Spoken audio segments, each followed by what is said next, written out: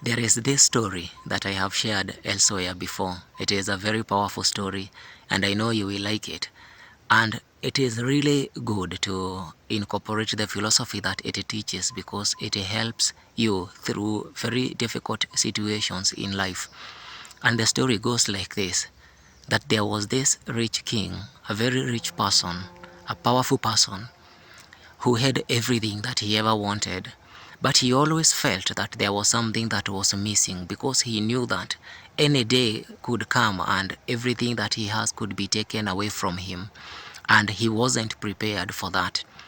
And so he tried to find the wisest person, sent everybody around the world so that they could go and find the wisest person so that he can speak to this wise person and then he will tell him the answers, give him the answers to the questions that he had about life.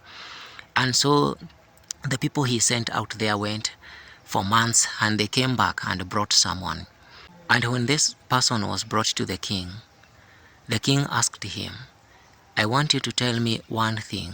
Say the wisest thing you can ever say to anybody, because I want that wisdom to be the one that guides me throughout my life, or the wisdom that I will use when things really go and hit rock bottom, when things are really bad. I want that wisdom to be the one I use to lift me from that kind of problem. And so the wise man thought for a while, and then he asked the king for his ring. Please give me your ring. I will write the wisdom there. Since it's the best kind of wisdom, you cannot be using it every day. You cannot be seeing it every day. I want you to see it when it is really tough for you.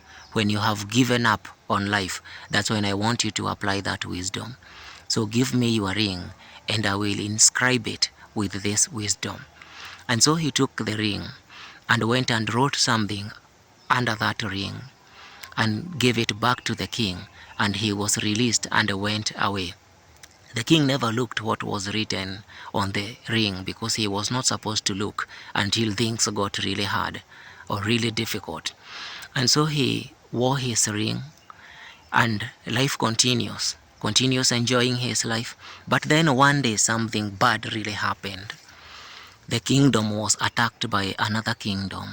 A whole army was sent up 10 times the size of this king's army, and so this was a losing battle. And they fought bravely until some of the soldiers, the closest ones to the king, told him that they were not going to make it and that they had to run.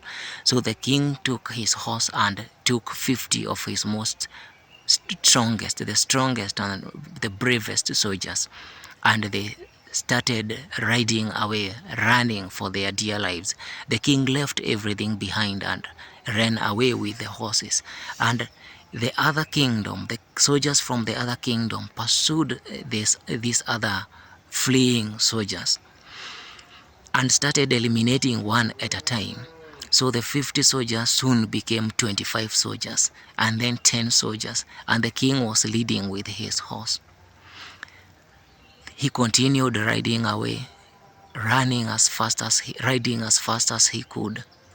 But these other soldiers were relentless. They were not letting go. They wanted to make sure they finished everybody in that kingdom. And so they eliminated the 25 soldiers.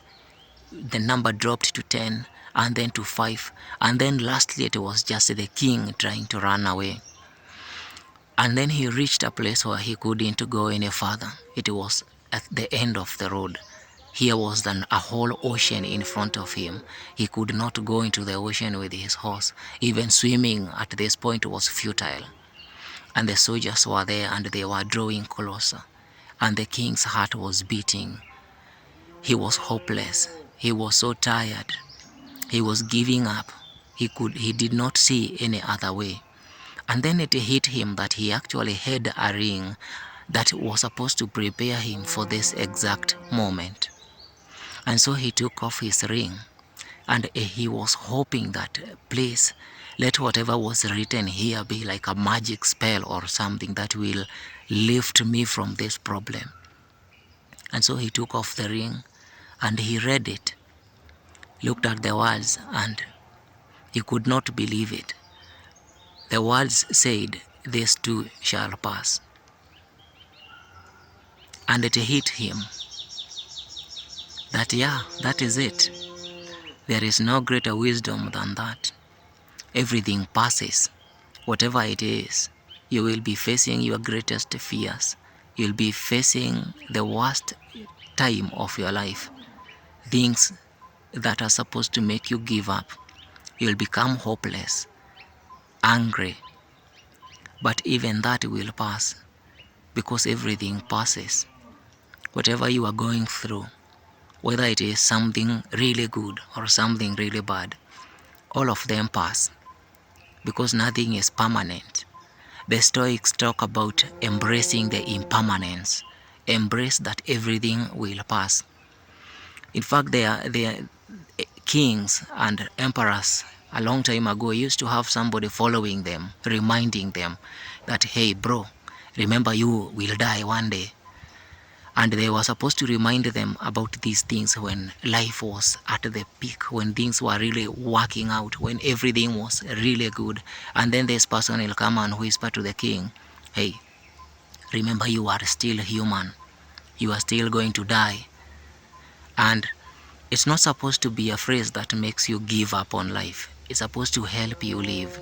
Embrace what is going on right now, but also be detached from it. Know that it too will pass. Whatever it is, whatever you are anticipating in the future, you have something you want to buy, something like a car, want to get a new girlfriend, or you want to get a present for yourself. You are waiting for your birthday, you are waiting for your wedding, you are burying someone. It too shall pass. Nothing is permanent. See you later.